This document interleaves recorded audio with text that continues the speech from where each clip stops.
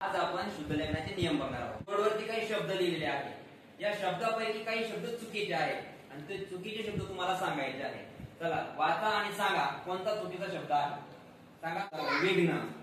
बघा याच्यामध्ये एक नियम आहे, ज्या ठिकाणी जोड शब्द असेल, जोड अक्षर बघायचं आणि जोड अक्षराच्या अगोदरचा शब्द जर उकार किंवा वेलांटी असेल तर त्या ठिकाणी नेहमी ऱ्हस्व उकार किंवा वेलांटी राहणार। ह्रस्व म्हणजे पहिला उकार किंवा पहिली वेलांटी।